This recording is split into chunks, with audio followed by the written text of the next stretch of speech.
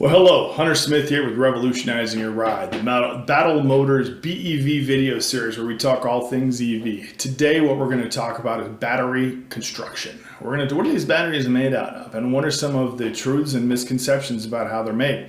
So, people often say that when these batteries make it to the landfill, they're going to be destructive to the landfill, catastrophically so.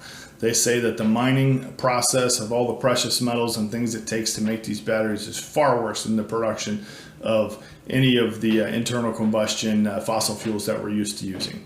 And you know what? There's a slight bit of truth to that. But it's important that we put this in context. Yes, if the batteries were to make it to the landfill, they would be damaging to the environment. However, these batteries that we're producing in this application are 100% recyclable. In fact, when you buy the truck, one of the things that we do is work with you to figure out how to dispose of these things afterwards. And there are companies that will come, collect them, dispose of them, and help us repurpose them into batteries for another truck. So there shouldn't be any reason that these batteries end up in the landfill.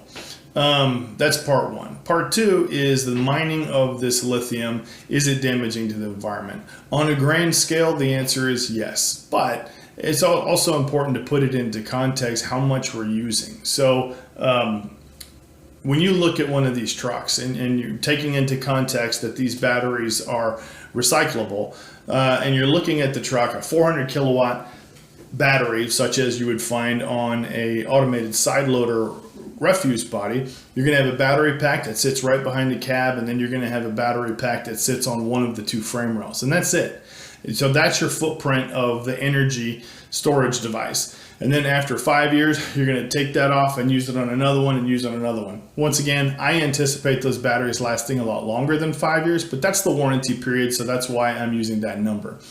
And meanwhile, at 2.5 miles a gallon, 20,000 miles a year, 100,000 miles over 5 years, you're using 40,000 gallons of diesel fuel every 5 years. You're using 40,000 gallons of fuel. So the footprint of the elements that you use to produce energy is substantially larger in a diesel vehicle. Granted, I don't have a problem with diesel trucks. That's all I've been selling my whole career. But what I'm trying to do here is help everybody put these things in perspective. So if all things were equal, then absolutely the EVs would be destructive on the environment, but they're not equal. The footprints, the amount that we're using is so much smaller, and it's recyclable versus something that's 40,000 gallons every 5 years, and you just keep having to explore for it, So that's part one. Part two would be lithium and where do we get it from? So obviously, our dependence on foreign oil has led to many, many wars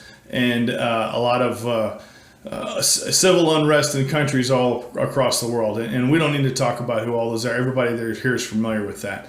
Lithium tends to be produced in countries where we have really good relationships. Australia is the top producer of lithium right now, followed closely by Argentina. China is the third, and then I believe Brazil is the fourth. Now, obviously, we have on-again, off-again relationship with China, but the interesting thing is our lithium reserves are substantially larger than those of China here in the United States.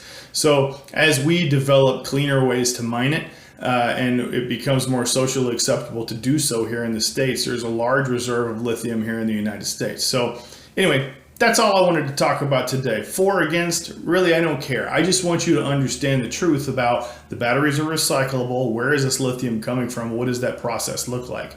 I did this in 4 minutes. You can really dive deep on this stuff. So I would encourage all of you to go in there and do your own research, find out what you're comfortable with. But really it's important to bring facts to the table when you're trying to make an argument for or against a battery electric vehicle. It's not perfect for every situation, but there's a lot of situations where it makes a ton of sense.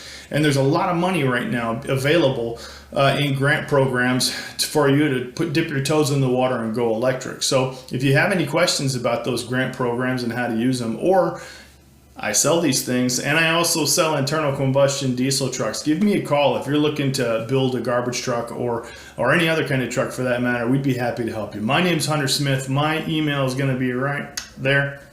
Give me a call sometime. Thank you.